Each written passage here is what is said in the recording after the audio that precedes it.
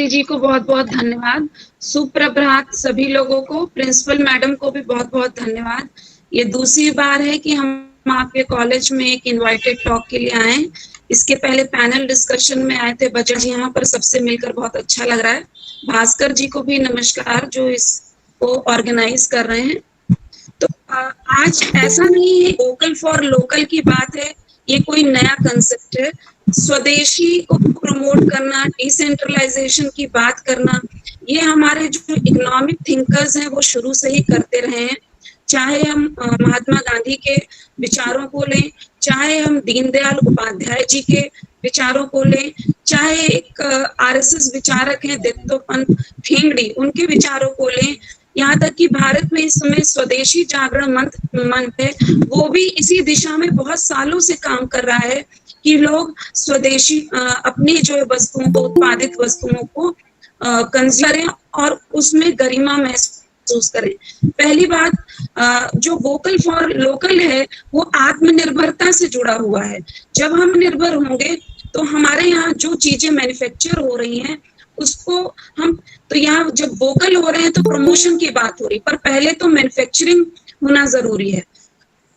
इसके 1990s में जब इकोनॉमिक पॉलिसी लॉन्च हुई तो उसमें कुछ इस तरीके के सुधार हुए कि जो हमारे एमएसएमई सेक्टर के लिए एक झटका रहे।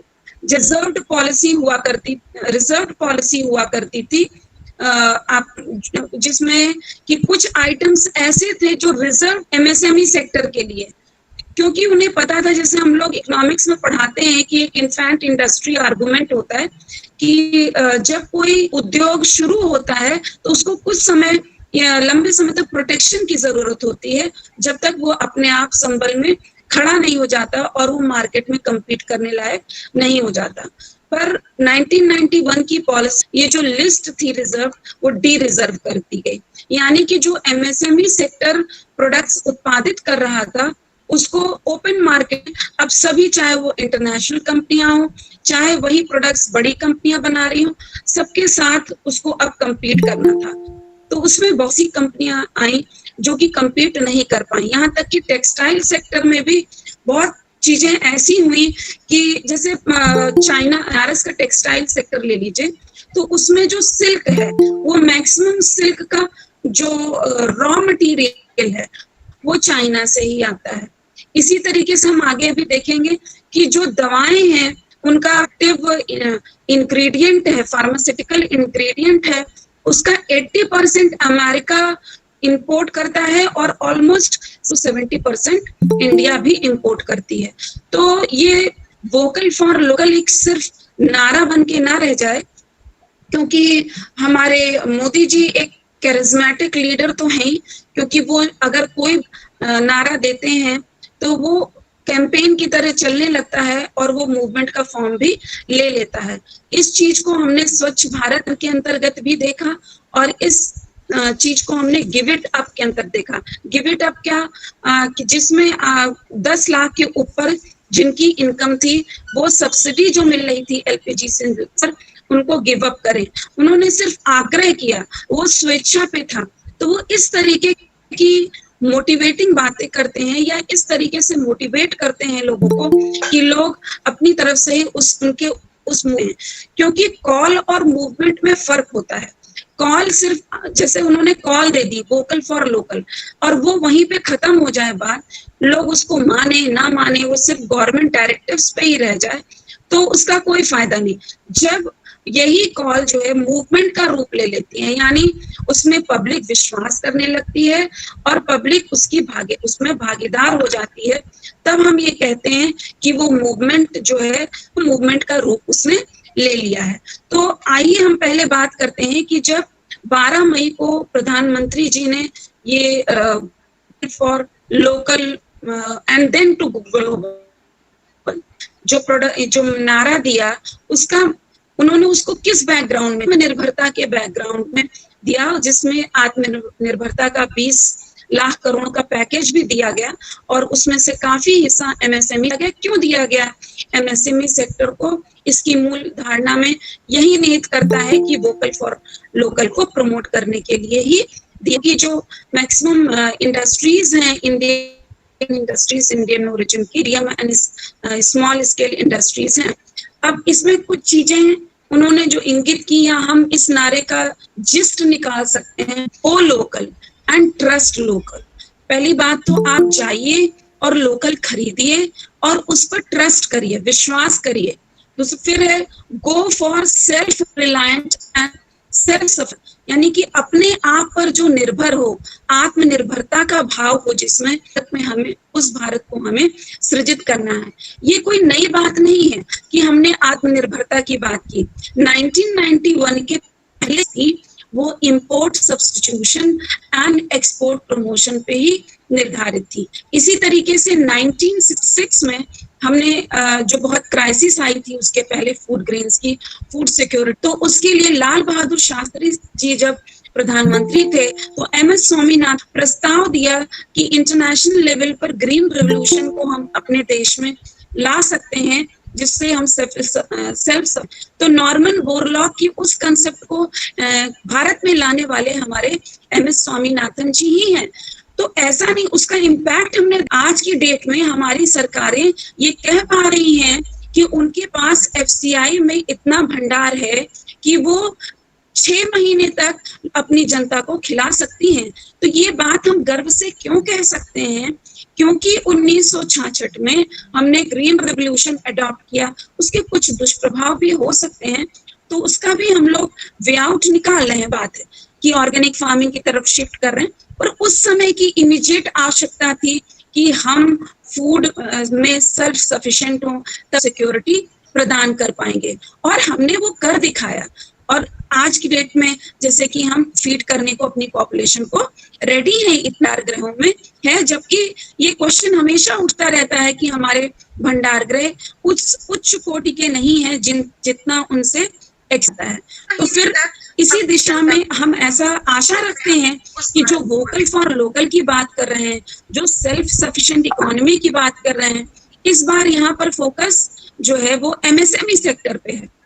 MSME सेक्टर को खड़ा करना है, क्योंकि इसमें हम लोग क्यों ऐसा सोच रहे हैं कि मैन्युफैक्चरिंग सेक्टर को प्रमोट करना जरूरी है, और खास तौर पे MSME सेक्टर को, क्योंकि ये देखा गया शुरू में एग्रीकल्चर सेक्टर का शेयर नेशनल इनकम में GDP में सबसे ज्यादा था, और मैन्युफैक्चरिंग सेक्टर सेकंड प्लेस पे था, और थर्ड था।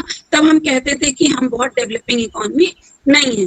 फिर उसके बाद 1991 की पॉलिसीज के बाद जो पॉलिसी चेंजेस आए due to international regimes and guidelines by the WTO and world bank, तो उसके अंतर्गत हमने सर्विस सेक्टर को बढ़ावा दिया, और उसमें था हमारा बैकबोन था वो थोड़ा इग्नोर हुआ। हालांकि इधर कुछ सालों से उस पर फोकस बढ़ाने की बात की जा रही है, और प्रोग्राम्स, नीतियां हर साल के बजट में आ रहे हैं। पर समझने वाली बात यह है कि मैन्युफैक्चरिंग सेक्टर हमेशा ही सेक्टर, जबकि वो बहुत लोगों को रोजगार दे सकता है। कोई जरूरी नहीं है कि बड़े बड़े उद्योगों में ही रोजगार दिया जाए, क्योंकि जब बड़े बड़े उद्योगों में रोजगार आएगी तो वहां पर highly skilled, highly educated labour, highly educated employees की बात आएगी, जो कि मैक्सिमम हमारे पास नहीं। Skill development, skill startup India, ये सब चल रहे हैं हमारे योजनाओं में, पर वो अभी उतना इम्पैक्ट है। कुछ वर्किंग में भी फ्लॉज हो सकते हैं, या अभी लोग उसमें उतने एनरोल नहीं हो सकते, वो सब अलग बातें। पर हमारे पास उतना स्किल्ड लेबर हाई है कि वो बहुत हाई सोफिस्टिकेटेड हमारी इंडस्ट्रीज हैं, उन्हीं में काम कर सके। तो हमारे पास ऑप्शन क्या है? MS सेक्टर को प्रमोट करना और वहां पर वो काम करें। तो जब मोदी जी ने 12 मई को अपना बुलाया, तो मैं उनका स्टेटमेंट पढ़ती हूँ कि उन्होंने 20 लाख का वो पैकेज लाए। उसमें से उन्होंने कहा, friends, the corona has also explained to us the importance of local manufacturing, local market, local supply chain. In times of crisis, this local has fulfilled our demand. This local has saved us, not just the need, it is our responsibility. क्योंकि जब कोई crisis में हमारा साथ देता है, हमारे लिए खड़ा होता है, तो नेचुरल सी बात है, ये हमारी जिम्मेदारी बन जाती है कि जब वो क्राइसिस ओवर होती है, ये हमारी रिस्पॉन्सिबिलिटी है कि हम उसके लिए खड़े हों और थोड़ा सा ज्यादा भी देना पड़े। अभी मैं बताऊंगी कि किस वजह से इंडियन प्रोडक्ट्स थोड़े महंगे दिखते हैं चाइनीज प्रोडक्ट्स के कंपैरिजन में, उसके पीछे भी है चाइना की, किस वजह से ऐसा लगता है। तो पर फिर भी हमें, जिसने हमारा साथ दिया है उसके लिए हमें, हमारी जिम्मेदारी बनती है कि हम उनका साथ दें। यही है vocal for local. Local is he is committed to, इसके लिए प्रतिबद्ध है हमारे प्रधानमंत्री कि जो बाधाएं आएंगी इंडस्ट्रियल रिफॉर्म्स में, इंडस्ट्रियल सेक्टर में, खास तौर पे एमएसएमई सेक्टर को विशेष फोकस इसलिए किया जा रहा है क्योंकि लोग माइग्रेंट लेबर्स इधर से उधर हो गए हैं और बहुत लोग, बेरोजगारी की दर तो ऑलरेडी क्राइसिस के पहले भी अधिक थी, इस समय और ज्यादा बढ़ गई है। और एमएसएमई सेक्टर ही है जो लेबर इंटेंसिव सेक्टर है और ज्यादा से ज्यादा लेबर एब्जॉर्ब किया जा सकता है। तो he is committed to remove all domestic hurdles before manufacturing and attract a share of the global value chain which is concentrated in China. Actually value chain की चाइना को एक तरीके से फैक्ट्री हब कहा जाता है। भले आज अमेरिका और चाइना का बड़ा विरोध कर रहा हो, पर उसकी भी वहां पर अपना स्टेक होल्डर के रूप में वहां पर काम कर रही हैं। तो उसके 80% बताया ही था मैंने अभी आपको कि 80% एक्टिव फार्मास्यूटिकल इंग्रेडिएंट्स जो हैं वो चाइना से ही इंपोर्ट करती। अमेरिका की टेक्नोलॉजी बहुत डेवलप्ड हो फार्मास्यूटिकल सेक्टर में, फिर भी रॉ मटेरियल्स के लिए वो निर्भर करता है पर। तो इन चीजों ये हमारे प्रधानमंत्री जी की मंशा भी थी और एक तरीके से प्रॉमिस भी था और हम सब में और मैक्सिमम लोग फॉलो करते हैं हमारी जनता, चाहे वो स्वच्छ भारत अभियान को आप ले लीजिए, चाहे गिव इट अप को लीजिए, और चाहे आप कि घर पे रहना है, स्टे होम स्टे सेफ वाली बात है। तो सभी लोग 2 महीने अपने घर में 2-2.5 महीने करीब अपने घर में रहे। तो ये सारी चीजें उनकी कॉल पे हुई, तो हम ये एक्सपेक्ट करते हैं कि उनकी प्रतिबद्धता बनी रहेगी और हम आगे भी ऐसे ही लोग उनकी बात से सहमत होंगे। आगे आपको बताऊंगी कि बहुत सारे इंडस्ट्रियल सेक्टर्स हैं जिन्होंने इनको सपोर्ट किया है कि हाँ हम आपके साथ हैं और अपने कुछ पॉलिसी जो इसमें मेजर रिफॉर्म्स कहाँ देखने होंगे कि पहली बात तो है कि यू हैव टू रिफॉर्म, और रिफॉर्म कहाँ है, क्योंकि जो लैंड एक्विजिशन है, लैंड एक्विजिशन 2013 के बाद उसके जो लॉज बने आ रहा था, तो उसके जो लैंड एक्विजिशन है उसको सिंप्लीफाई करना। फिर उसके बाद आता है कि लॉ, जो लीगल हर्डल्स आती हैं उनको रिमूव करना, और फिर उसके बाद लैंड एंड लेबर जो हमारा एक बहुत ही प्रोमिनेंट फैक्टर ऑफ रिफॉर्म्स करना कि लैंड रिफॉर्म जो लॉज हैं, लैंड लॉज हैं या लेबर लॉज हैं, उनमें रिफॉर्म करना, और जो लिक्विडिटी का पोर्शन है ये चारों में रिफॉर्म्स करने हैं, land, labour, law and liquidity. 4L आप कह सकते हैं। लिक्विडिटी को केटर कर, अब उनको कैश बैलेंसेस देने हैं, इकोनॉमी में मनी पंप करना है, किस तरीके से नोट इशू कर सकने की स्थिति में है कि नहीं, ये आया है आरबीआई देखेगी, जो कि हमारी मॉनेटरी पॉलिसी के अंतर्गत आता है। पर जो गवर्नमेंट पॉलिसी मेकर्स के संदर्भ में है वो बाकी लैंड के संदर्भ में लॉज बनाए, लॉज बाकी लॉ रिफॉर्म्स, लीगल हर्डल्स ना आए उसके संदर्भ में बनाए, और जो है लेबर के रिफॉर्म्स को थोड़ा सा ईज आउट करें। ये सारी चीजें कहाँ ले जाएंगी हमको, ये ईज ऑफ डूइंग बिजनेस में ले जाएंगे, क्योंकि जहां चाइना का हमें एक्सेप्ट करना पड़ेगा कि चाइना का ईज ऑफ डूइंग बिजनेस हमसे कहीं अधिक है। ईज ऑफ डूइंग बिजनेस का मतलब जहां आसानी से आप अपने उद्योग खोल कार्य कर सके, तो वहां पर ये इजी है। भारत में अभी उतना हम इम्प्रूव कर रहे हैं पर अभी उतना बढ़िया नहीं है, तो इस संदर्भ में ये एक रोल प्ले करेगा। और जैसा मैंने बताया ही आपको कि आरबीआई ने भी कुछ बोल्ड स्टेप्स लिए 2-3 फेज मैनर्स में, और ये प्रॉमिस भी किया कि जैसे जैसे जरूरत पड़ेगी इस पैंडेमिक से निकालने के लिए वो फाइनेंशियल रिफॉर्म्स कुछ और करेंगे। एज अ पॉलिटिशियन हमें मोदी जी में 3 एक डिस्टिंक्ट क्वालिटीज दिखती हैं जो उनको अभूतपूर्व बनाती हैं और जिससे जनमानस पर उनका प्रभाव पड़ता है। एक है कि वो एनालाइज कर लेते हैं कि फ्यूचर ट्रेंड क्या होगा। जैसे कि आपदा में भी वो अवसर ढूंढ लेते हैं, यही एनालिसिस है कि फ्यूचर में हम ट्रेंड को भांप जाना। दूसरा है कि उनके पास ये मादा है, एपेटाइट है कि वो नए चीजों का रिस्क लेते हैं। रिस्क यानी बचाने की स्थिति तो होनी चाहिए, आपको रिस्क लेने का मादा तो होना चाहिए, वो चीज उनमें दिखती है मोदी जी में। And ability to make common make Indians believe in his dreams, वो इस तरीके से प्रेरित करते हैं कि आम आदमी उनके जो सपने हैं, कुछ जो विरोधी हैं वो तो उनको जुमला मैन कह देते हैं, पर आम जनता उनके सपनों में बिलीव करने लगती है। बस ये है कि मोदी जी और उनकी जो टीम है मेकर्स की, साथ ही साथ एडमिनिस्ट्रेशन की, वो उसको क्रियान्वित कितने अच्छे से करती है, इस पे डिपेंड करेगा कि जनता का विश्वास जीत पाए वो कि नहीं जीत पाए, पर उन जनता को अपनी तरफ कर ही लेते हैं। जैसे कि हमने अभी कहा, जो भी हम बात करते हैं कंजम्पशन की, और मोदी जी जब से पावर में आए तो हमने कुछ देखा कि रिफॉर्म्स उन्होंने किए और उसके पॉजिटिव इम्पैक्ट्स भी दिखे। जैसे कि डिजिटल इंडिया की बात करते हैं, जो अभी उन्होंने 5 पिलर्स बताए थे, उसमें से मैं बताऊंगी कि सिस्टम जो था उसमें उन्होंने टेक्नोलॉजी को, लेटेस्ट टेक्नोलॉजी की डालने की बात कही है। तो डिजिटल इंडिया का वो पहले ही, जैसे पावर में आने के बाद ही 2014 के बाद डिजिटल इंडिया के लाए, वो फिर स्टार्टअप इंडिया लाए, स्टैंड अप इंडिया लाए।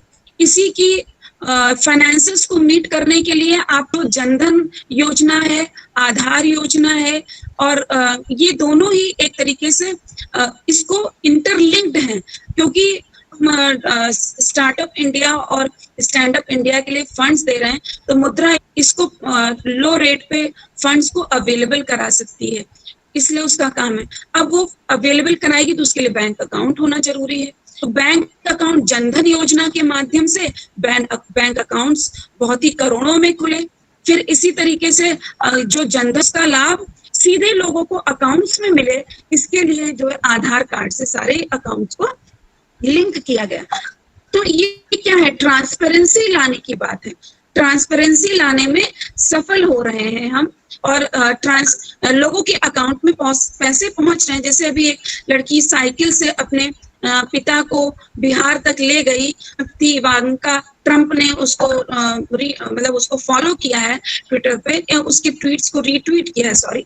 तो ये किस लिए किया है, क्योंकि उसने ही खुद एक्सेप्ट किया कि उसके अकाउंट में पैसे आए, उसने साइकिल खरीदी, और फिर वो अपने फादर को दिल्ली से, मतलब जहां वो जॉब करते थे, वहां से वो उनको बिहार तक ले आई। तो ऐसा नहीं है कि ये हवा की बातें हैं, लोग अपने एक्सपीरियंसेस से बता रहे हैं कि हाँ डायरेक्ट अकाउंट में पैसा मिला है। तो इन डिजिटलाइजेशन और आधार कार्ड, जनधन योजना, इन सारी चीजों ने इस चीज को सफल बनाने में हमें सहायता दी है। फिर हमने स्टार्टअप का जो इकोसिस्टम है वो तो इंक्रीज कर दिया। फिर भी आप कहेंगे कि क्यों नहीं स्टार्टअप्स बहुत तेजी से बढ़े, क्योंकि स्टार्टअप्स भी, और मेक इन इंडिया, तो मेक इन इंडिया जो है वो सफल क्यों नहीं हुआ। तो मेक इन इंडिया सफल ना होने के से मैंने आपको बताया, लीगल हर्डल्स थे, लैंड रिफॉर्म्स में प्रॉब्लम्स थी, तो इन सबको उन्होंने प्रॉमिस कर ही लिया है कि वो उसको रिमूव करने की कोशिश। तो हमें इंतजार है कि वो रिफॉर्म्स, क्योंकि रिफॉर्म करिए, परफॉर्म करिए, और फिर इकोनॉमी को ट्रांसफॉर्म करिए। This is partly due to the domestic reasons. जो फेलियर तो नहीं कहेंगे, उतना अच्छा परफॉर्मेंस नहीं दिखा है स्टार्टअप इंडिया और मेक इन इंडिया, क्योंकि poor infrastructure, archaic old legal ecosystem leading to low ease of doing business in majority of states, and constraints availability of land, which became complicated following the 2013 amendment of the Land Acquisition, among others. To top the prevailing global trade and investment architecture, foil's attempt to promote manufacturing. ऐसा हुआ, for example हम आपको देके समझा कि India बहुत जोर शोर से अपना जो सोलर एनर्जी कैपेसिटी एडिशन था उसको अपने देश में प्रमोट करने जा रहा था। WTO के 2016 के एक रेगुलेशन की वजह से ऐसा हुआ कि वो उतनी जोर शोर से उसको वहां पे वो रुक गया। एक तरीके से उन्होंने ऑब्स्टिकल लगा दिया WTO की उस गाइडलाइन ने। और हालांकि 2019 में, 2016 की बात है, 2019 में भारत वो केस जीत भी गया। और उसके बावजूद ये जो 3 साल का नुकसान हुआ, इस 3 साल के नुकसान का फायदा पूर्णतया जो है चाइना ने उठाया। चाइना ने उस अपॉर्चुनिटी को ग्रैब किया और आज हम सोलर पावर में जितना मजबूत हो सकना नहीं है। हमने 2022 के लिए रखा है टारगेट कि हम 100 गीगावाट्स तक अटेन कर लेंगे, पर उसमें से अभी 30 पहुंचे हैं। तो वो उसमें भी मैक्सिमम पोर्शन आप देखिए तो जो आइटम्स आ रहे हैं वो चाइना के आ रहे हैं। तो उसका हम कह सकते हैं कि चाइना से आ रहे हैं, पर क्यों आ रहे हैं ये भी समझने वाली बात है कि जो इंटरनेशनल इशूज हैं उनसे भी हमको कुछ हर्डल्स पैदा होती हैं। तो रिफॉर्म में मैंने आपको बता दिया, land, labour, liquidity, law reforms करने होंगे। 5 पिलर्स हैं अब जिस पे फोकस किया है मोदी जी ने। इकोनॉमी में ये नहीं कि ढुलमुल स्लो चलती रहे जैसे कि अभी तक चल रही थी। ये propose for quantum jump in the economy, यानी कि क्योंकि को पता है कि इस पेंडेमिक से ज्यादातर देश कह रहे हैं कि उनकी नेगेटिव ग्रोथ चली जाएगी। भारत के लिए अलग अलग प्रेडिक्शंस आ रहे हैं, उसमें 1.28 की ग्रोथ रेट हो जाएगी। तो स्लो डाउन तो पहले से ही था इस पेंडेमिक के पहले से, और उसके बाद भी गिरते 0.28 की बात वो कर रहे हैं कि इतना आ जाएगी। हम कहते हैं 1 भी आ जाएगी तो और कंट्रीज से बेटर है। पर फिर भी इस हमारी ग्रोथ रेट अगर हमें बढ़ानी है तो हमें क्वांटम जंप लेने की जरूरत है। दूसरे जो मोदी जी ने प्रॉमिस किया है प्रोवाइड करने को, क्योंकि अगर इंडस्ट्रीज है आपको तो इंफ्रास्ट्रक्चर करना पड़ेगा, क्योंकि इंफ्रास्ट्रक्चर जो है उसका जेस्टेशनल गैप जो है वो ज्यादा होता है। जेस्टेशनल गैप का मतलब जैसे आज इंफ्रास्ट्रक्चर में हमने करोड़ों का फंड लगाया, जो उससे रिटर्न मिलना शुरू होगा तो वो बहुत देर बाद होगा। तो स्ट्रक्चर में खर्च करने के लिए इसलिए बहुत आगे नहीं आना चाहते हैं। और अगर इंफ्रास्ट्रक्चर फैसिलिटीज हमारी गवर्नमेंट प्रोवाइड करती है तो ये प्राइवेट सेक्टर फिर आएंगे इन्वेस्टमेंट करने के लिए।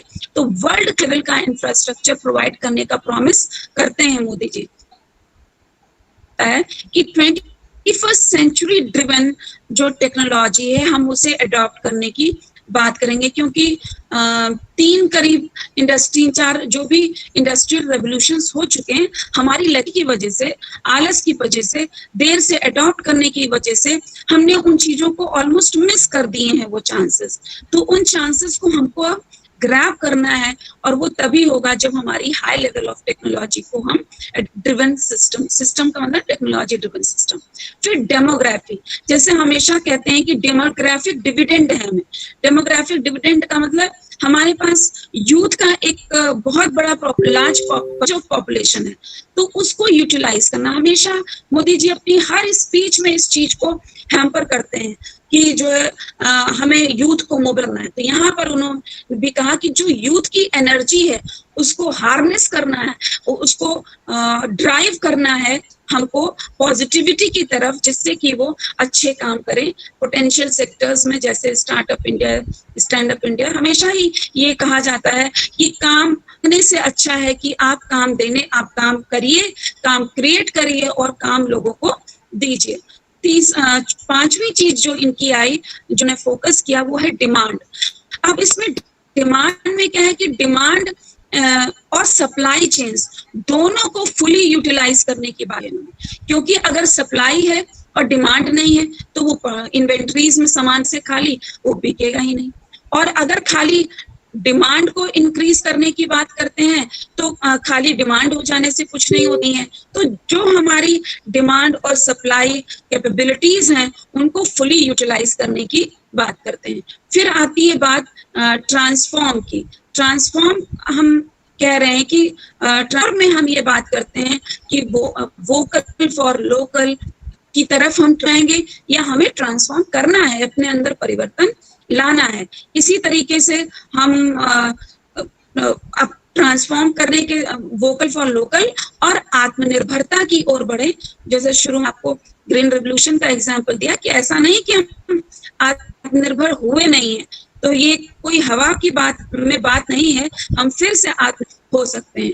और जब हम आत्मनिर्भर होने की बात करते हैं, जब हम वोकल फॉर लोकल होने की बात करते हैं, जब हम स्वदेशी की बात, तो ये कतई नहीं है कि हम अपने आप को आइसोलेट करना चाहते हैं, क्योंकि कई क्वेश्चंस दूसरे दिन से पूरे सोशल मीडिया पे ट्रेंड होने लगे। हम अपनी इकोनॉमी को क्लोज कर लेंगे, जो ओपन इकोनॉमी थी, क्या होगा, क्या भविष्य होगा, उठने लगे। तो उसके बाद उसका क्लैरिफिकेशन भी आ गया बीजेपी स्पोक्स पर्सन की तरफ से और फाइनेंस मिनिस्टर्स की तरफ से। यहाँ पर हम कतई नहीं उनका कहना ये था कि हम ये कतई नहीं कह रहे हैं कि हम अपनी को क्लोज करेंगे, पर हम जो प्रोड्यूस कर रहे हैं हम उसमें उसको डिमांड करेंगे और हम उसमें ऑनर महसूस करेंगे। इसमें भी 3 प्रकार की में डिवाइडेड होंगी इंडस्ट्रीज, और किसका करना है, किसको हम डाल सकते हैं वोकल फॉर लोकल के उसमें, क्योंकि वैश्विक परिदृश्य में काम कर रहे हैं ना, ग्लोबलाइजेशन के अंडर कर रहे हैं,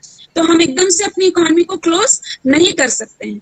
तो उस कंपल्शन के साथ हमें अपना स्वदेशी और वोकल फॉर लोकल को अपनाना है, और वो क्योंकि कंज्यूमर्स जो है वो किंग होते हैं और वो चाहे तो ऐसा कर सकते हैं, क्योंकि वो अपनी जैसे गवर्नमेंट्स हैं वो कुछ इंटरनेशनल ऑब्लिगेशन से बंधी हुई हो सकती हैं, हम तो इंटरनेशनल ऑब्लिगेशन से नहीं बंधी है आम जनता, और डिमांड अगर हम नहीं करेंगे तो वो चीजें नहीं बिकेंगी। क्योंकि ये देखा गया है कि चाइना अपने प्रोडक्ट्स को लगातार हमारे यहाँ डंप करती चली आ रही। अब ये डंपिंग प्रोसेस को समझना होगा। डंपिंग प्रोसेस का मतलब ये है कि जिस रेट पर वो अपने प्रोडक्ट्स को प्रोड्यूस करती है, कॉस्ट ऑफ प्रोडक्शन जो उसकी है, उससे भी कम रेट पे या एकदम उसी रेट पर वो हमारे देश में बेचने लगती है। इसी वजह से वो सामान हमारे यहाँ जो है सस्ता मिलने लगता है और लोग उसकी तरफ आकर्षित होने लगते हैं। तो चाइना जो डंपिंग कर रही है उसको रोकने के लिए अगर हम बात करते हैं तो कहाँ से गलत है कोई, क्योंकि चाइना की डंपिंग प्रोसेस ने हमारी मैन्युफैक्चरिंग इंडस्ट्रीज को बहुत हार्म पहुंचाया है, यहाँ तक कि उनको almost murder. The government has risen to the occasion and there has been a conscious effort to ban Chinese goods. जब हम वोकल फॉर लोकल की बात आज की डेट में कभी कॉन्शियसली हम उठे हैं और हम ये कह रहे हैं कि नहीं हम चाइनीज गुड्स को बैन करेंगे, और जनता से भी डिमांड किया जा रहा है कि वो चाइनीज गुड्स को कम से कम खरीदें। Protection of our people and industry against unfair trade is not a crime. Even in a globalized world, protecting your own interest is not crime. So there is no logic in blindly importing in the name of free trade. Protectionism is seen as a आज के संदर्भ में जब हम protectionism यानी संरक्षणवाद की बात करते हैं तो लोग उसको बहुत गलत दृष्टि से देखते हैं, गलत का मतलब नेगेटिविटी से देखते हैं कि बताइए इतना हम कहाँ आगे निकल गए हैं, क्या हमारी ग्रोथ रेट हो गई है, और ऐसे समय में वो हमको कह रहे हैं कि हम स्वदेशी अपना लें, बैक हो जाएं। तो government for the first time in February 2018 raised tariff to protect our industry. उसने हमारे टैरिफ के माध्यम से हमारी इंडस्ट्रीज को प्रोटेक्ट करने की बात की थी, और हमने उसका इम्पैक्ट भी देखा।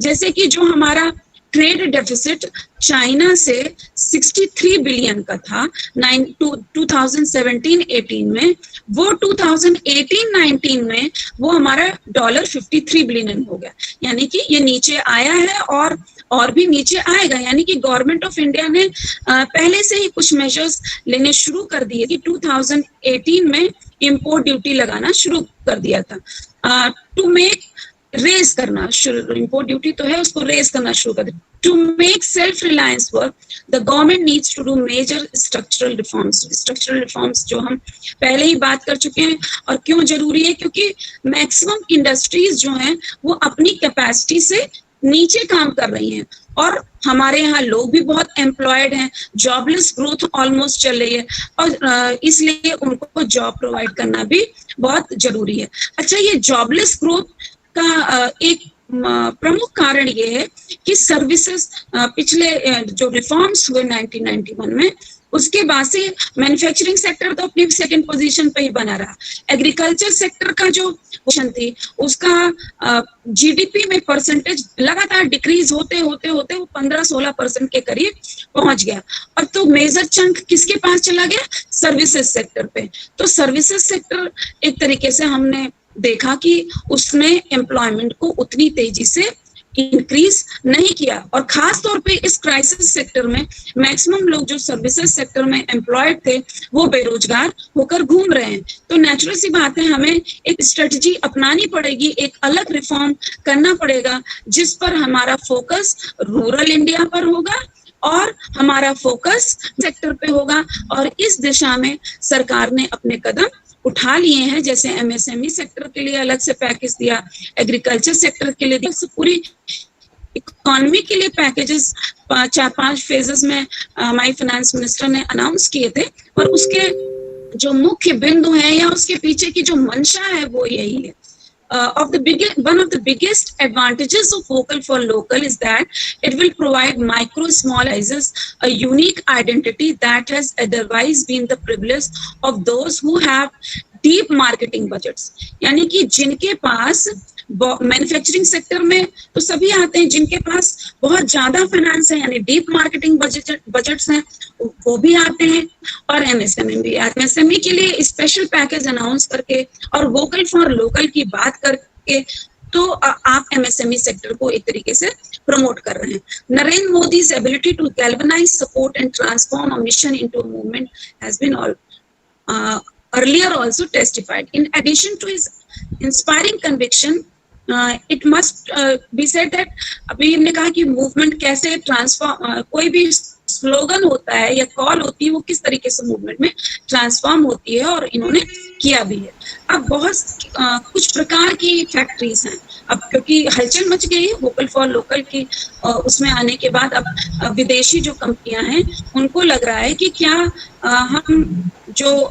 क्या हम परफॉर्म नहीं कर पाएंगे, इसे अपनी स्ट्रेटजी में हमको चेंज लाना पड़ेगा।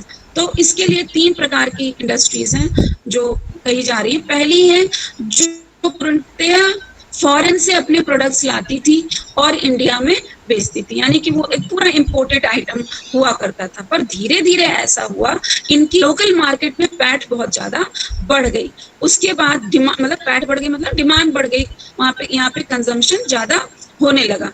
तो फिर गवर्नमेंट एमएसएमई सेक्टर के लिए जो मॉनेटरी बेनिफिट्स देती है उसके लाभ उठाने के लिए इन्होंने सोचा कि कोई बात नहीं, हम अपने कुछ यूनिट्स यहाँ पर भी लगा लेते हैं, मतलब प्लांट्स जिसमें हम एम्प्लॉय जो है करेंगे, यानी लेबर जो होगा एम्प्लॉय होगा हमारा वो भी इंडियन होगा, जो इंडस्ट्री सेटअप होगी वो भी इंडिया में होगी, और प्रोडक्ट्स भी इंडिया की डिमांड्स को ध्यान में रखते हुए बनाए जाएंगे, यानी कि वो इंडियनाइजेशन लेबर देने की बात कर रहे हैं। तो ऐसी इंडस्ट्रीज भी हैं जो कि कह रही हैं कि हम तो आपके यहाँ इतने सालों से काम कर रहे थे तो हम तो इंडियनाइज ऑलमोस्ट, बट इसमें एक प्रॉब्लम है कि ये अपने जो प्रॉफिट था उसका काफी पोर्शन जो है अपनी जो होम कंट्री होती है उसको देती है।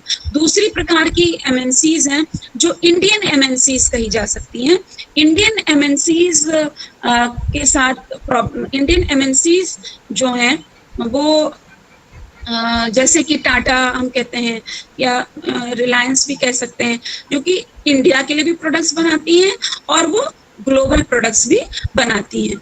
ये सेकेंड टाइप की इंडस्ट्री हुई, पर इसमें ये है कि ना जो प्रॉफिट है वो कहीं बाहर नहीं जा रहा, वो भारत में ही रह रहा, तो इसका एडवांटेज ये है।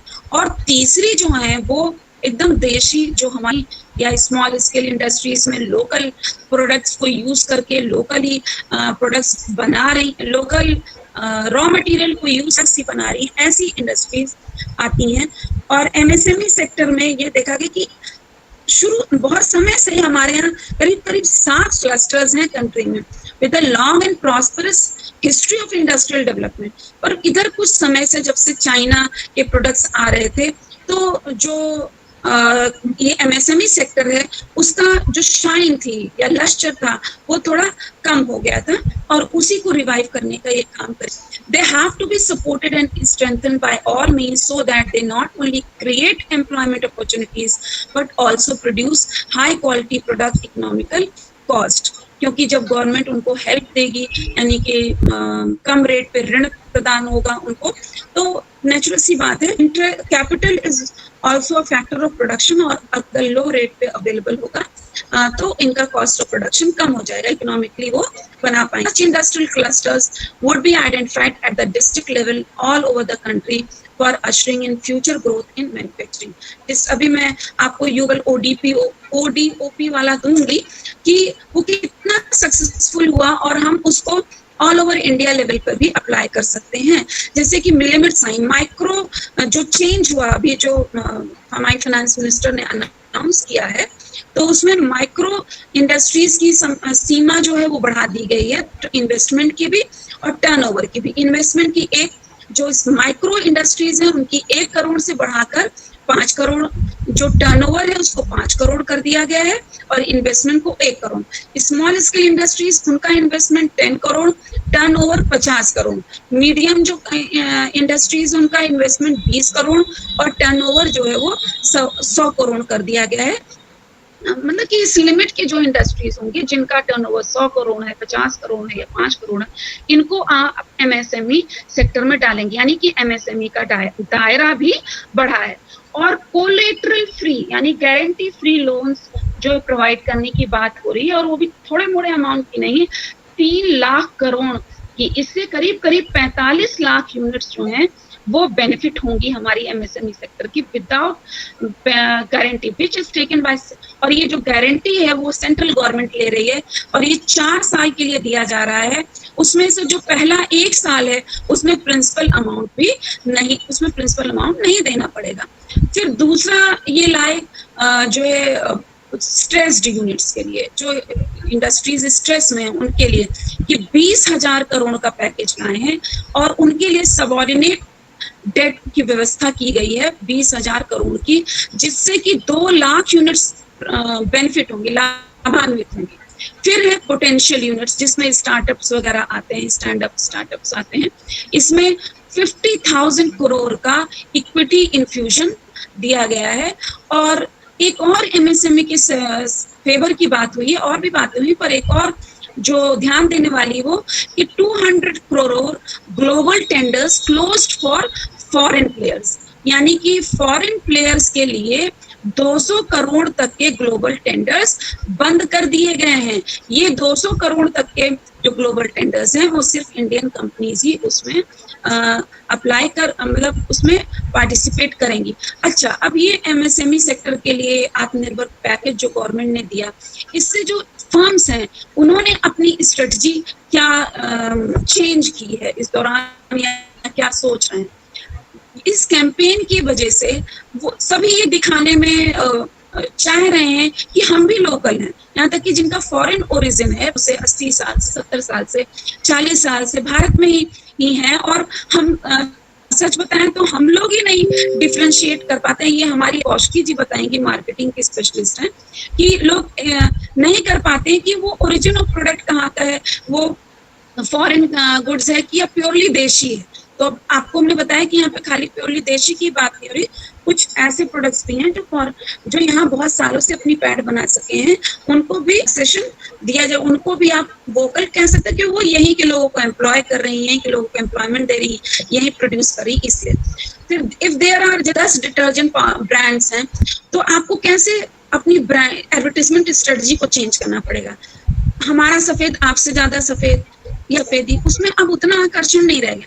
अगर फॉर वोकल फॉर लोकल है तो उसके लिए आपको क्या अडॉप्ट करना है, आप कुछ जो नेशनलिज्म इनको डाल सकते हैं. जैसे अपने प्रोडक्ट्स के पीछे का जो बैकग्राउंड है वो आप ट्राई कलर में दिखा सकते हैं, या डिटर्जेंट को कह सकते हैं ये सफेदी, जैसे हमारे झंडे के बीच में जो स्ट्रिप है उसमें फेस्टिवल्स हुए, रिलेशंस हुए, इन सबको जोड़ते हुए वो अपनी स्ट्रेटजी एडवर्टाइजमेंट की अडॉप्ट करता है.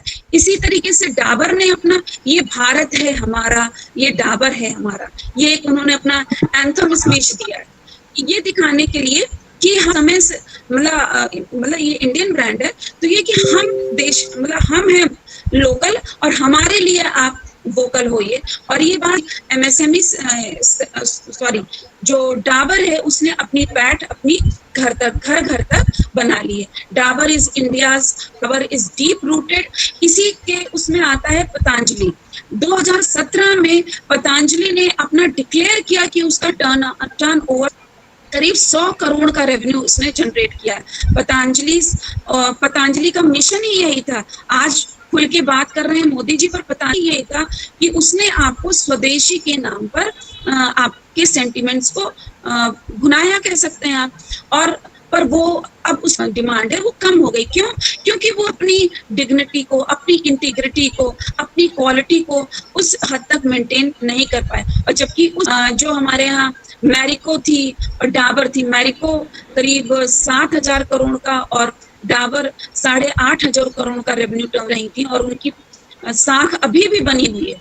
और पतंजलि अपनी साख थोड़ा बहुत खो चुकी है, क्योंकि वो अपनी क्वालिटी को उतना मेंटेन नहीं कर पाए। जो लोग प्रोडक्ट्स यूज करते थे वो बहुत अच्छे से इस चीज को जानते हैं। और हमारे यहाँ जो FMCG सेक्टर है, ज्यादातर मीडियम सेक्टर एंटरप्राइजेस इसी में लगी हुई हैं, मतलब हैं जो उत्पादित करती हैं। होम एंड लिविंग कैटेगरीज की जो वस्तुएं हैं वो भी बनाती हैं। mature products where Indian brands have strong positioning। हमारी strong positioning डेयरी है में है, जैसा कि अभी मैंने अमूल का एग्जांपल दिया। हर्बल कंज्यूमर ब्रांड्स हैं, काफी आते हैं, एक जीवा भी आ गया है, श्री श्री है, पतंजलि भी कहते हैं, डाबर भी कहते हैं, वैद्यनाथ भी कहते हैं। तो इस तरीके की बहुत इंडियन फ्यू कैटेगरीज हैं। स्नैकिंग की, स्नैक्स में जैसे हल्दीराम है, अब तो मधुरिमा, आप अपने लखनऊ का लीजिए तो मधुरिमा है, 56 भोग है, इन्होंने स्नैकिंग में अपना इंटरनेशनल ब्रांड बना लिया है।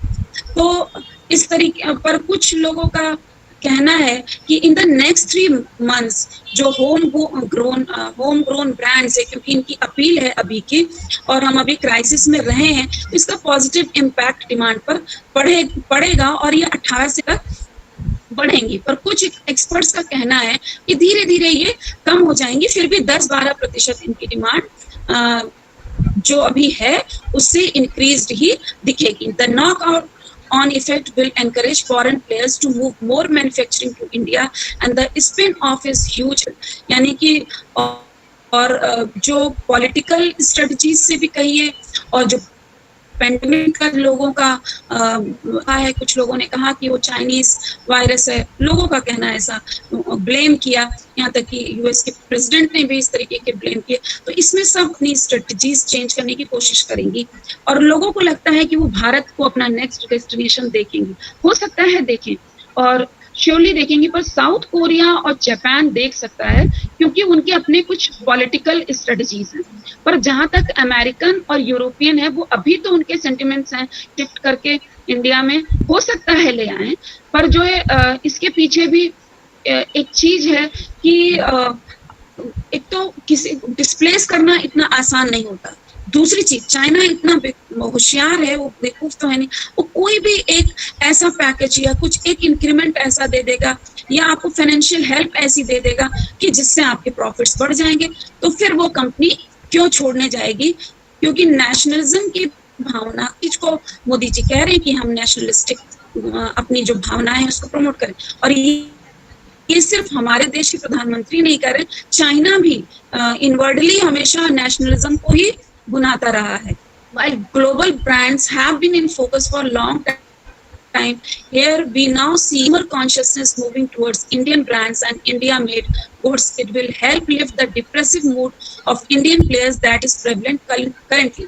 पर ये वाओ स्किन के को-फाउंडर हैं, उन्होंने ये बात कही है। पर एक बात और कहने की है कि लग्जरी प्रोडक्ट्स में फॉरेन लोग, वोकल फॉर लोकल लोग शायद ना हो या ऑलमोस्ट नेग्लिजिबल हो, क्योंकि वो तो डिमॉन्स्ट्रेशन इफेक्ट के अंतर्गत, अपना स्टैंड के लिए, प्रदर्शनकारी प्रभाव के अंतर्गत उन प्रोडक्ट्स को कंज्यूम करते हैं, इसलिए। और जहां तक हमारी जो मोबाइल सेक्टर में जितने भी फोन आप शायद हम जिस फोन से टेलीकास्ट कर रहे हैं वो, या जो भी मैक्सिमम फोन यूज कर रहे हैं, आप अपने से पूछिए तो आपको खुद पता है कि नहीं है कि वो चाइनीज हैं कि नहीं, पर मैक्सिमम ब्रांड्स चाइनीज हैं। तो उसमें से कुछ ब्रांड जैसे Xiaomi, Realme, Oppo, Vivo, यहाँ तक कि OnePlus, इसकी क्वालिटी बहुत अच्छी, Poco, iQOO, Honor, Huawei, सब चाइनीज ब्रांड्स हैं। और सैमसंग और LG जो है वो साउथ कोरियन, नोकिया फिनिश हैंडलेट की ब्रांड है, एप्पल जो है वो अमेरिकन है। अब इसमें से चूज करना है कि आप किसको लेंगे, चाइनीज बैन करेंगे तो अदर ऑप्शंस पर, अगर आप स्वदेशी की या लोकल की तरफ देखना चाह रहे हैं तो इसमें से आप इंडियन ब्रांड्स कौन लेंगे, तो इंडियन ब्रांड्स भी हैं जैसे माइक्रोमैक्स है, इस तरीके की। तो इन कंपनीज ने भी अपनी स्ट्रेटजी चेंज की है। जैसे कि जब गवर्नमेंट ने 2018 में फुली मैन्युफैक्चर्ड गुड्स पर इंपोर्ट ड्यूटी बढ़ाई, तो लोगों ने क्या किया, उन कंपनीज ने ऐसा किया कि यहाँ पर अपने प्रोडक्ट्स असेंबल करने, उनके पार्ट्स हैं वो सब चाइना से आते थे। तो वो अपनी स्ट्रेटजी समय समय पर चेंज करते रहते। तो ये नहीं कि हमने वोकल फॉर लोकल का नारा दे दिया, हमने पैकेज दे दिया, तो उसी तरीके से बाकी जो प्लेयर्स हैं, इकोनॉमिक प्लेयर्स हैं, वो भी तो रिवर्ट बैक करेंगे। इस चीज का हमें ध्यान रखना है। और हो सकता है कि स्मार्टफोन्स की ब्रांडिंग और कौन से इंडिया के हैं, इस पे कौशिकी जी ध्यान से ज्यादा बात करें। और मुझे लगता है मेरा थोड़ा टाइम ज्यादा हो रहा है, तो माइक्रोमैक्स मैंने जैसे बताया आपको, लावा बताया, ये सब बहुत जो चाइनीज प्रोडक्ट्स हैं वो almost 75% of the market, Indian market को केटर करते हैं। सैमसंग जो है वो 60 करता है, माइक्रोमैक्स सिर्फ हमारी 7% शेयर को करता है। एक कार्बन भी आया था करके फोन, वो भी इंडियन था। लोग एक तो अपनी क्वालिटी को बढ़ा नहीं पाए, जैसे चेंज होते रहना, 3G से 4G जाइए, 4G से 5G जाएंगे, या जो भी टेक्नोलॉजी, कैमरा की क्वालिटी बढ़ाना हुआ, क्योंकि कैमरा से भी बहुत हैं लोग, सेल्फी लेनी है या कहीं भी रहेंगे, कहीं भी ओकेजन्स को कैप्चर करना है, तो कैमरा लोग पहले खरीदने में, तो ये अपने प्रोडक्ट्स में ये सब चीजें बढ़ा नहीं पाए, बना नहीं पाए, इस वजह से ये दिक्कतें आई। फिर Xiaomi जो है स्मार्टफोन का हमारे यहाँ टॉप मार्केट है, और 30% खाली Xiaomi, चाइनीज में भी Xiaomi 30% कैप्चर करता है। और इसकी श्री सिटी आंध्र प्रदेश में 2015 में इसने अपना स्थापित कर लिया है। हो सकता है इस पर डिटेल से कौशिकी जी बात करें। मैं अब वन डिस्ट्रिक्ट वन प्रोग्राम पे आती हूँ, जो यूपी का एक बहुत ही सक्सेसफुल प्रोग्राम रहा, और जिसको हम वोकल फॉर लोकल का एक मिशन के अंतर्गत ये शुरू करने के पहले, ये स्लोगन देने के पहले से ही हम यूज करते। रिडल्ड विद यूपी में क्या है, ओवर पॉपुलेशन है, अनएम्प्लॉयमेंट है, सोशल सेक्टर रिफॉर्म्स उतने बढ़िया नहीं है। तो इस वजह से आपकी जो माइग्रेशन हो जाता था, अनप्रेसिडेंटेड माइग्रेशन, उस माइग्रेशन को प्रिवेंट करना जरूरी था। तो लोकल इकोनॉमी में तो लोग रहे, जैसे अभी हम देख रहे हैं migrant labour, reverse migrant labour की कितनी प्रॉब्लम्स आई। तो ODOP शुरू इसीलिए किया गया कि हमारे जो माइग्रेट हो जाते थे लेबर, वो यहीं पे यूपी में रहकर काम करे, क्योंकि ह्यूमन रिसोर्सेस हैं वो हमारी, हम उनको जरा सा स्किल कर दें, हमारे यहाँ की रिसोर्सेस को, वो लोकल रिसोर्सेस को यूज करके अगर प्रोडक्ट्स की ब्रांडिंग कर दें, अब तो पोर्टल्स हैं वहां पे प्रमोट करें, तो अर्थव्यवस्था ही हमारी जो यूपी की है उसमें बहुत ज्यादा इम्प्रूवमेंट आएगा। तो ये ODOP अडॉप्ट कैसे हुआ यूपी में? Established as a department of MSME and export production in Uttar Pradesh. The ODOP programme has helped the state achieve the ambitious client। मतलब ऐसा नहीं, बहुत सक्सेसफुल रहा है ODOP। और 25 अलोकेट हुआ था 2018 में, और इससे 25 लाख की एम्प्लॉयमेंट जो है प्रोवाइड कर पाए थे हम लोग। इसका फेयर्स भी तो याद हो, लखनऊ में एग्जीबिशन भी लगा था तो प्रमोट करने के लिए, क्योंकि हर क्षेत्र, यूपी का हर क्षेत्र, वैसे तो देश के सभी क्षेत्रों में कुछ ना कुछ यूनिक होता है। जैसे कांजीवरम सिल्क है, और अगर यूपी के कॉन्टेक्स्ट में ले तो बनारसी, हमारा बनारसी सिल्क भी है, कॉटन सिल्क भी है, बहुत सारे प्रोडक्ट्स हैं। और मूंज का काम होता है हमारे सुल्तानपुर, प्रयागराज और अमेठी में। इसी तरीके से मुरादाबाद का आपका मेटलर्जी का काम है, चूड़ी का फिरोजाबाद का काम है। तो ये क्या, वो वन डिस्ट्रिक्ट वन प्रोडक्ट है, और उसको प्रमोट करिए, उसको फाइनेंसेस प्रोवाइड करिए, क्योंकि वो ज्यादा से ज्यादा लोगों को पता है, इसके बेटर रिजल्ट्स आए भी हैं। तो सेंट्रल गवर्नमेंट जो नीति आयोग है, वो हमारी यूपी की इस चीज को ध्यान में रखते हुए ये और स्टेट्स से भी कह सकती है कि इस तरीके के प्रोग्राम को अपने यहाँ वो लागू करें, और इससे बहुत ही जल्दी रिफॉर्म का। और most experts have concluded that lack of access to timely credit is the sole reason for all woes of MSME। तो इसको मतलब क्रेडिट फाइनेंस MSME को टाइमली नहीं मिल पाता। जैसे अभी भी लोग क्वेश्चन कर रहे हैं कि अभी तक नहीं मिल पाया है, तो ये जो पैकेज अनाउंस हो गया है अब मिल जाएगा, इसकी क्या गारंटी। पर वी आर होपफुल कि उनको एमएसएमई सेक्टर को ये ग्रांट्स मिल जाएंगी जल्दी ही, जो फाइनेंसेस सॉरी मिल जाएंगे। India has a rich of textiles, तो हम ई पोर्टल्स बना के किस तरीके से अपने एक एक प्रोडक्ट को ऐसे प्रमोट कर सकते हैं। टेक्सटाइल मिनिस्टर हमारी स्मृति ईरानी जी हैं, एक महिला होने, तो वो इस चीज को देख सकती हैं कि इसको किस तरीके से लोग ग्लोबल ब्रांड बनाया जाए। जो हमारे ग्लोबल फैशन डिजाइनर्स हैं उनसे कोलैबोरेट करें, उनके प्रोडक्ट्स को खरीदा जाए, उनकी ग्लोबल ब्रांडिंग की जाए, उनको ई प्लेटफॉर्म्स पे लाया जाए। बहुत लोग मुझसे सहमत हुए, महिलाएं थी या जो वर्किंग लेडीज भी थी, उन्होंने साइड में अपना ई बिजनेस शुरू किया और बहुत सक्सेसफुल रही। जैसे कि हम नायका के, इसी तरीके के और भी जो इंडियन स्टार्टअप्स हैं और वो बहुत सक्सेसफुल रहे। पैकेजिंग, इसमें पैकेजिंग ऑफ द जो है वो बहुत इंपॉर्टेंट रोल प्ले करती है। जितनी अच्छी पैकेजिंग होती है, जब भी हम सामान लेने जाते हैं अच्छे से पैक होके मिलता है, हमने एडवर्टीजमेंट में उसको सुन रखा है, तो ये सारी चीजें सेल पर अच्छा प्रभाव डालती हैं। तो एमएसएमई ने इसलिए department of promotion of industry and industry, internal trade, ministry of commerce and industry, उन्होंने कहा है कि ऐसे प्रोडक्ट्स में इन्वेस्ट करिए। और गवर्नमेंट ई मार्केट प्लेसेस तो हैं ही, इसी तरीके से हम एक नया साइट बना दें, लोकेट ईएम, जैसे हम लोग डिफरेंट साइट्स से, क्योंकि आपको पता है कि इसमें fashion, handmade, organic, go green, इस तरीके की चीजों को अगर हमें बनाना है, ऐसा नहीं जैसे हम लोग प्राइवेट प्लेयर्स हैं, एक आई टोकरी है .com, हम उससे हमने हैंडमेड वो बताते हैं कि वो आपको इंडिगो का फूल भी बेचते हैं कि हमने इसी से बनाया है। तो एक मार्केटिंग का तरीका है। तो इस तरीके से अगर आप करेंगे, एक गवर्नमेंट का पोर्टल होगा, वो रिकग्नाइज्ड पोर्टल है, उस पे जो भी सामान आएगा उसकी प्रॉपर ब्रांडिंग होगी, तो उसको लोग खरीदेंगे। और आप हैंडमेड के नाम पे और लोकल के नाम पे, ऑर्गेनिक के नाम से महंगी बिक रही हैं, अगर आपको पता हो तो इस चीज को देखा जा सकता है। क्योंकि जैसे हम लोग टूथब्रश इस्तेमाल करते हैं, तो त्रिपुरा में बैम्बू के टूथब्रशेस बनाए जा रहे हैं, इसको प्रमोट कर सकते हैं। ऐसे ही हमारी ईस्टर्न में आपके बैम्बू की बॉटल्स भी बनाई गई। तो ये हमने कैसे जाना, हमने ऑनलाइन देखा तो जाना। पर अगर गवर्नमेंट का एक पोर्टल बना दिया जाए इन सारी चीजों के लिए, तो इनकी बिक्री बढ़ जाए, क्योंकि प्रोडक्ट बना लेना ही है, उसको बेचना बड़ी बात है। अब हम कहते हैं कि एज चैलेंजेस रहे हमने पोस्ट लिबरलाइजेशन में, when Infosys listed in NASDAQ in 1999, और अटल बिहारी वाजपेयी की ये टॉप 5 प्रायोरिटीज में रहा।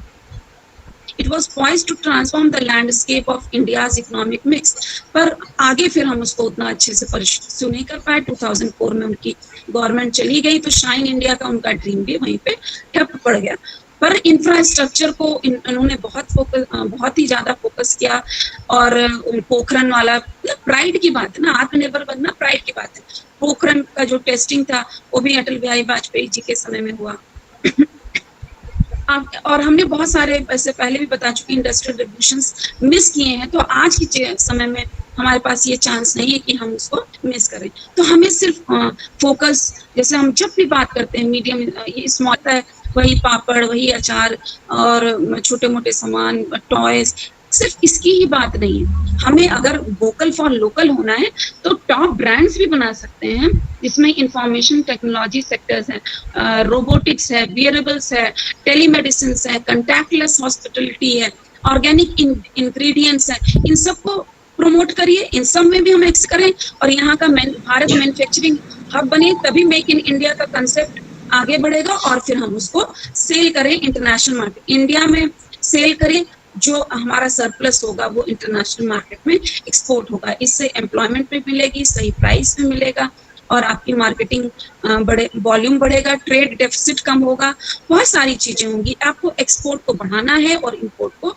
सब्स्टिट्यूट करना है। जैसे फ्लैगशिप प्रोग्राम 2014 मैंने बताया कि मेक इन इंडिया शुरू हुआ था, पर वो उतना बढ़िया रिजल्ट नहीं दिया, क्योंकि कुछ स्ट्रक्चरल बॉटलनेक्स थे। उन स्ट्रक्चरल बॉटलनेक्स को दूर करने की कोशिश हमारे अभी के जो रिफॉर्म्स किए गए हैं इस पैंडेमिक सिचुएशन में, उनको दूर करने की कोशिश की गई है, और बीच बीच में भी दूर किया गया है। मैंने आपको बताया कि जो हमारी फार्मास्यूटिकल कंपनी है, हम लोग ने सप्लाई की है मेडिसिन अमेरिका और कंट्रीज और बाकी यूएई वगैरह की कंट्रीज को, पर हमारा जो इंग्रेडिएंट है वो इंग्रेडिएंट हमारा आता है 65 to 70% चाइना से। तो ये डिपेंडेंसी को कैसे कम किया जाए। ऐसे ही सिल्क जो है हमारा, उसका जो रॉ मटेरियल है, बनता तो बनारस में है या बेंगलुरु कहीं बनना, पर उसका जो रॉ मटेरियल है वो चाइना से आता है। तो इन चीजों को हमको पहले इसमें हम आत्मनिर्भर बने, तो कोशिश करें कि इसको इंडिया में प्रमोट करें। और इसके लिए 8 बल्क जोन्स, ड्रग्स जोन्स जो है बनाने की बात मैन्युफैक्चरिंग के लिए गवर्नमेंट ने खोलने की बात पेंडेमिक के पहले से ही चल रही है, जिससे कि ड्रग्स में हम आत्मनिर्भर हो सके, क्योंकि फार्मास्यूटिकल भी एक बहुत प्रॉफिट, और there are no way they could speak it, जैसे कि जो हमारी कंपनियां हैं वो सोचती जानती हैं कि जो है चाइना इनहेरेंट, क्योंकि कम्युनिस्ट कंट्री है यानी सोशलिस्ट गवर्नमेंट है वहां पर, उनका जो हमारा सारा सिस्टम WTO ने कह दिया, वर्ल्ड बैंक ने कह दिया, हम ट्रांसपेरेंसी पे आ रहे हैं लगातार, और भी कंट्रीज आ रही है, पर चाइना क्योंकि सोशलिस्ट कंट्री है, लोग उस पर ब्लेम करते हैं कि उसने अपने सिस्टम को, फाइनेंशियल सिस्टम को और भी सिस्टम्स को ओपेक बना रखा है, मतलब पारदर्शिता नहीं है। तो हमें पता नहीं, हो सकता है कि उनकी लो कॉस्ट इसलिए इतनी आती हो क्योंकि जो है वो सब्सिडी दे रहे हैं, और imposing barriers on imports of goods from China यही इनफ नहीं होगा, क्योंकि वो कोई दूसरी स्ट्रेटजी अपना लेंगे। इसलिए बहुत सारे एवेन्यूज हमको एक्सप्लोर करने हैं। The startup ecosystem definitely improve हुआ है देश में, और इसे हमें करने की जरूरत है। मैं अब आऊंगी कि क्या तुरंत एक्शंस लिए गए हैं। तो उसमें सबसे पहले हमारे जो गृह मंत्री हैं तुरंत ही अनाउंस किया कि जो सेंट्रल आर्म्ड पुलिस फोर्सेस हैं उनकी जो कैंटीन्स होती हैं वहां पर जो कैंटीन्स केटर करती हैं डिमांड्स की, CRPF, BSF, ITBP, CISF, SSB, NSG, Assam rifle, यहाँ की कैंटीन में जो 50 लाख फैमिलीज को ये सामान प्रोवाइड करते हैं फैमिली मेंबर्स को सामान प्रोवाइड करते हैं, तो यहाँ पर ये टोटली इंडिजिनस प्रोडक्ट्स करेंगे। और या फिर एक कैटेगरी और उन्होंने डाली कि 3 कैटेगरीज में बताया कि first and second category will be only allowed, और जो तीसरी कैटेगरी है यानी जो बाहर से फुली इंपोर्ट होके आ रही है उन प्रोडक्ट्स को वहां पर बैन कर दिया, यानी कि वो वहां से नहीं बिकेंगे। जो हमारे केंद्रीय पुलिस कल्याण भंडार है वहां से भी जो हमारी इन्वेंट्रीज हैं उनको खाली सेल कर दें, बाकी अब नए तरीके से ये नहीं बिकेंगे। तो उनके स्तर पे ये चीज हुई। फिर कंपनीज ने अपनी स्ट्रेटजीज चेंज की है। अब डीलिस्टेड प्रोडक्ट्स में हम जाएंगे तो हमें लगेगा कि अरे हम तो ये सोचते थे कि ये तो कंज्यूम कर रहे हैं, और उसमें से इंडिया में नहीं बन रहे थे जो प्रोडक्ट्स और बाहर से आ रहे थे उनको बैन किया। कुछ मैं नाम लेती हूँ, जैसे कोलगेट प्रोडक्ट्स हैं, HUL का, हिंदुस्तान यूनिलीवर, यहाँ का certain categories of Horlicks, magnum chocolate ice, L'Oréal के कुछ प्रोडक्ट्स हैं, मिड है, LG इलेक्ट्रॉन, ये सब उन कैंटीन्स में मिलता था। स्लीपवेल ब्लैंकेट रेंज है, स्केचर्स फुटवेयर रेंज है, रियल फ्रूट जूसेस हैं, जो कुछ बाहर से आ रहे थे सबको इन्होंने वहां से अपने हटा लिया है रैक्स से, इनकी वहां से नहीं बेचेंगे। और इसी पे उन्हीं के कॉल को ध्यान में रखते हुए लावा ने कहा है कि वो 5 सालों के अंदर अपना 800 करोड़ रुपए का इन्वेस्टमेंट भारत में करेगा, क्योंकि इंडियन कंपनी ही थी वो, और उसने कहा कि हाँ उसको यहाँ वो सुविधाएं नहीं मिल रही होंगी इसलिए चाइना में कर रहा होगा। अब वो ये कह रहा है कि हम 800, जैसे ही मोदी जी की कॉल आई उसके बाद ही उनका रिएक्शन ये है कि हम रुपए का इन्वेस्टमेंट भारत में करेंगे और अपनी इंडस्ट्रीज यहाँ पर सेटअप करेंगे, और पहले ही साल में 80 करोड़ रुपया करेंगे। अब Lava exports 33% of its phones to market such as Mexico, Africa, South East Asia, West Asia. तो अगर हमारे यहाँ आएंगे तो इन सब की मार्केट्स को हम एक्सेस कर लेंगे। फिर capitalising on the continuing need for phase one, बहुत डिटेल में नहीं बताऊंगी, डिटेल में है। तो हमारा खादी बोर्ड है, उसके जो चेयरमैन है विनय कुमार सक्सेना, उन्होंने बताया कि हमने इस N95 मास्क, PPE किट ये सब भी हम लोग प्रोवाइड कर रहे हैं, मोदी जी ने ही उसको डिक्लेयर किया। पर ये जो हमारे खादी के प्रोडक्ट्स हैं उन्होंने अपनी इंटरनेशनल मार्केट में बहुत जगह पैठ बना ली है, तो उसको कैटर करने के लिए इन्होंने क्या किया कि खादी के मास्क बनाने लगे। तो क्योंकि जो खादी है वो मैकेनिकल उसको इनहिबिटर्स को रोकता है, और जो सिल्क के मास्क होंगे वो इलेक्ट्रोमैग्नेटिक उसको इलेक्ट्रोस्टैटिक की तरह काम करता है, उसको रोकेगा। तो इस ज्यादा से ज्यादा मास्क 6 लाख की डिमांड थी, उसमें से हम 8 लाख की डिमांड थी, और उसमें से हम करीब 6 लाख खादी बोर्ड जो है वो प्रोवाइड कर चुका है। और इनके जो एक तरीके से क्या है, ये खादी हमारा इंडिजिनस मटेरियल है और इसको प्रमोशन मिलेगा।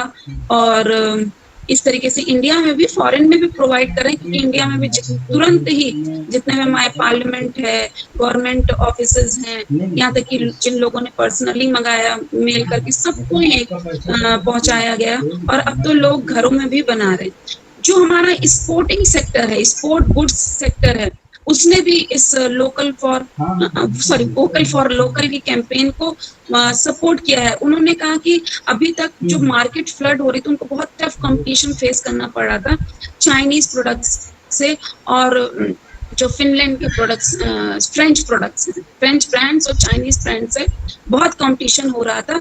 तो उसको ये वोकल फॉर लोकल की वजह से जो और फायदे दिए गए हैं, उससे इनकी ब्रांडिंग होने में इनको फायदा मिलेगा, जो इंडियन स्पोर्ट्स वेयर्स हैं। फिर इस स्पोर्ट्स वेयर्स भी हैं, स्पोर्ट्स आपके आइटम्स हैं जो जरूरी हैं। इस तरीके से पार्ले जी ने भी अपना एक अभियान चलाया, भारत का अपना बिस्किट, यानी सेंटिमेंट्स को टटोलिए, क्योंकि भारत के लोग वैसे भी बहुत प्रोफेशनल कम और सेंटिमेंटल ज्यादा होते हैं, तो उनकी सेंटिमेंट्स पे हैम्पर करिए। बाटा है वो एक उसका जो हमको लगता है कि बाटा इंडिया की, हम ही लोग को नहीं पता, पर हम जब पढ़ेंगे, एक्सप्लोर करना पड़ेगा। तो इसकी सेज रिपब्लिक इसकी ओरिजिन है, पर एट प्रेजेंट ये स्विट्जरलैंड में यहाँ पे कमरे वो अपने आप को दिखा रहे हैं कि हम 19 यहाँ पर अपने प्रोडक्ट्स को बना रहे हैं। हमारी 4 फैक्ट्रीज हैं, और जो इंडियन कंज्यूमर्स हैं उनकी मैक्सिमम डिमांड को हम केटर कर रहे हैं। तो जो ये सेल्फ रिलायंस की सक्सेस स्टोरी है, इसमें हम एक बहुत बड़े सूत्रधार हो सकते हैं। और ये आज का जो मोदी जी का जो स्वदेशी या वोकल फॉर लोकल का कॉल है, इसके लिए अलग होगी। और अभी तक हम जो गांधी जी, दीनदयाल उपाध्याय या दत्तोपंत ठेंगड़ी की बात करते थे, उनका मोटिव अलग था। उनका मोटिव था कि भाई की ही बनी चीजों का इस्तेमाल किया जाए। जैसे एक राजीव दीक्षित थे, बहुत अनटाइमली उनकी डेथ हुई। स्वदेशी मूवमेंट को वो बहुत तेजी से चला रहे थे। मुझे याद आता है कि जब मैंने अपनी जॉब नई ज्वाइन की थी, उसी के एक आध साल के बाद वो हमारे कॉलेज में आए थे, और वहां पे उन्होंने हम लोग को बताया कि कोलगेट को समझते हैं, मतलब टूथपेस्ट मतलब कोलगेट, तो हम लोग कोलगेट को समझते हैं कि ये हमारे इंडियन, जबकि उन्होंने बताया कि वो अमेरिका में बैन हो चुका है, और वहां पर वो बच्चों के को बहुत नुकसान करता है, खासतौर पे। पर जो है यहाँ पे इंडिया में हम लोग इतने धड़ल्ले से उसको यूज कर रहे हैं। हालांकि उसकी मार्केटिंग अब आज के संदर्भ में देखिए तो कोलगेट ने भी अपनी मार्केटिंग स्ट्रेटजी अपना आयुर्वेदिक ला रहा है, फिर इसी तरीके से बबूल आयुर्वेदिक ला रहा है, फिर पतंजलि अपने आयुर्वेदिक पेस्ट ला रहा है, तो उनको कोलगेट भी अपना एक नेचुरल ले आए हैं। इसी तरीके से जो हमको पहचानना होगा, एक स्वदेशी जागरण मंच है, उसके अश्विनी महाजन, उन्होंने, उनका फेसबुक पेज भी है, उन्होंने कहा है कि हम ऐसी लिस्ट को ढूंढेंगे और लोगों के बीच, वो ढूंढना क्या है, उनके पास तो है ही, और उसको लोगों के बीच सर्कुलेट के पैम्फलेट्स के रूप में या सोशल मीडिया के माध्यम से, जिससे कि लोग रिकॉग्नाइज कर सकें। पर देखिए ये वोकल फॉर लोकल तब तक सक्सेसफुल नहीं हो पाएगा जब तक आम जनता, पब्लिक इनको सपोर्ट नहीं कर। अगर हम भारतीय हैं तो हमारे अंदर इतना राष्ट्रवादी भावना तो आनी ही चाहिए।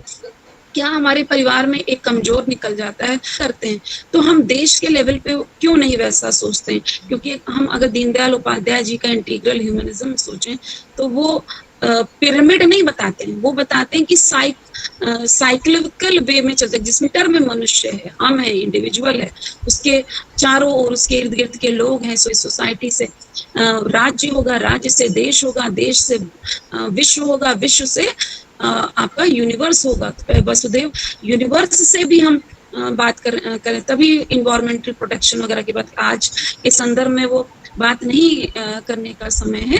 पर मुझे लगता है कि मैंने अपने टॉपिक को कवर कर लिया है, और डॉक्टर क्रांति जी का अगर इशारा हो तो मैं अपना उद्बोधन अब समाप्त करूं।